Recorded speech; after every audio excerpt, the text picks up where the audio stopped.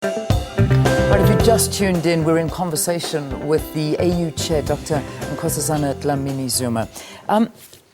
Dr. Zuma, we talk about, I suppose, we look at the issues in many different countries on the African continent, but one that's really stealing global attention right now and is a situation that I imagine is worrying you as well, and that is in Burundi. What are your views on Burundi right now? Well, my views in Burundi is that the Burundians themselves need to quickly sit down and have a dialogue amongst themselves and decide for themselves where they want to take the country. We are trying to assist Uganda and the East African community to get this dialogue going, because we think that it's Burundians against Burundians. So the solutions have to be found by Burundians, but we need to assist them, and President Museveni has been appointed by the East African community to be the one that deals with Burundi, so we'll be assisting them. But I think that it's just a lesson that countries should learn, that, you know, constitutions are there, they should be respected, and if they need to be changed, there should be consensus, because then that way we will not see the kind of tensions and the kind of problems that we are seeing in Burundi. Yeah, I mean, it's gotten attention as far up as the President of the United States, Barack Obama, calling for dialogue, interventions, anything. In fact, calling our own President, Jacob Zuma, to try and intervene in the situation. So it really is worrying. I mean, from the African Union's perspective, are you able to intervene at any level? Well, I think you'll recall that here in June in South Africa, when the summit took place, the summit, because regional organizations normally should be the first ones to intervene, the summit decided that East African community must take the responsibility, just like SADC takes responsibility in Lesotho. Of course, when we see that there are problems, we intervene in a way we can. For now, for instance, we have said that if they do not go and sit around the table, then we will be thinking of targeted sanctions. But we haven't applied them, but we are saying if there are some groups that continue this kind of activities and do not want to go onto the negotiating table, then we should have sanctions. And of course, should there be an escalation in this in violence and more people get killed, there would have to be intervention.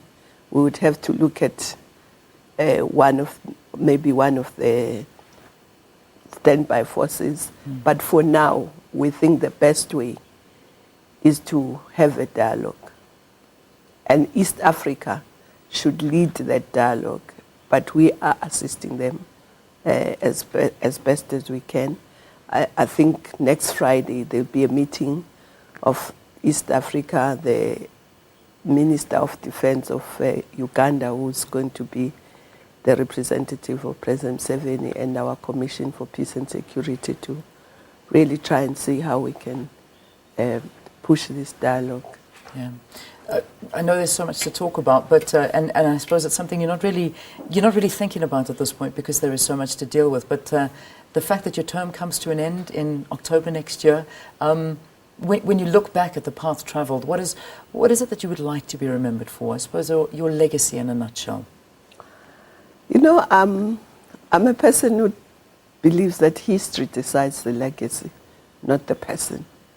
I just do what I have to do, and people decide after that whether I have a legacy and what it is.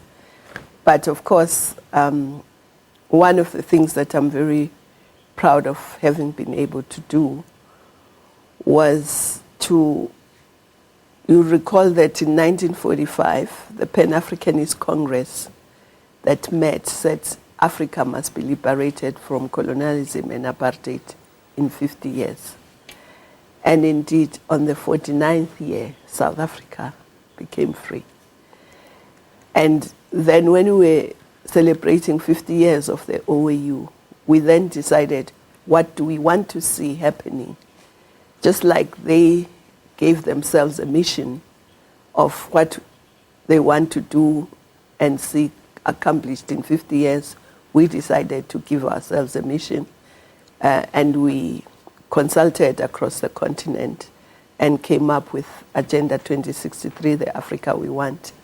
We've now broken it into the first 10-year plan, and at the moment there are 3 teams that are going to countries to align that agenda with the national plans, which I find very exciting, because I don't think any plan has ever been taken country by country to ensure that it's aligned with the national plans, because that's the only way we can hope that it will be implemented if it's part of their national plans. Yeah. So for me, that's very exciting. The fact that we've also been able to put the issue of women squarely on the radar is important, because we don't think even Agenda 2063 will be achieved if we leave women out. Yeah. So no development and fight against poverty can succeed without the participation of women. Yeah. For me, that's great. But also, we are looking at some of the projects, because we think integration is not really real if you can't even drive from one capital to the next, or get a train from one capital to the next, or if you fly, you have to go to Paris and back, or somewhere and back. So we are looking at infrastructure of the continent, but more looking at how do we connect Africa? How do we drive from here to Cairo? Yeah. Or from here to Dakar, or do we get a train? But that's a long-term plan, but those blocks must start now. Yeah. So there are lots of exciting things. We've just established a women's organization called WIMA, Women in Maritime, because we believe that Africa has actually neglected a huge resource in the oceans, which can create jobs, which can bring in revenue. And the whole world is re-looking at the oceans. They are talking about the blue economy. Africa should not be left out, and women should not be left out. And this organization is women who want to be part and parcel of that blue economy. Yeah. And we are very excited that they've formed themselves, and we are already working with them. We were in Norway with them so that they can learn a lot more, because Norway is one of those countries that actually lives and develops and prospers on the sea. So there are a lot of things like that. We've started what we call an intergenerational dialogue, because we're bringing youth together with the other generations to discuss, because youth must be involved now, not later, in the affairs of the continent. Yeah.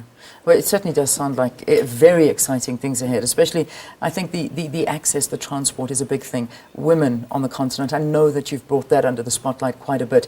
I mean, with the conference focusing entirely on women, besides other issues that are affecting the continent, but the plight of women is a big thing. What's next? Perhaps the President of the Republic of South Africa? That's not my call. The South Africans will decide that. But the call is getting louder and louder. You must be hearing it. That's the decision of the South Africans. But you would avail yourself to that position? If That's a decision of the branches. Whatever they decide, I will do. All right. We look at the country, and I know that last night you had a wonderful discussion in terms of with the Progressive Professionals Forum. And one of the things that you said is corruption is like a cancer. And, you know, it's something that we look at here in South Africa, which is a big problem, and on the continent. What do you believe we need to do to get rid of this cancer? Well, interesting enough, because the theme of their whole day meeting was, of course, around corruption. And they got in the morning to look at corruption in government. In the afternoon, they came to look at the private sector. And they were very surprised that the corruption in government pales into insignificance when they look at corruption in the private sector.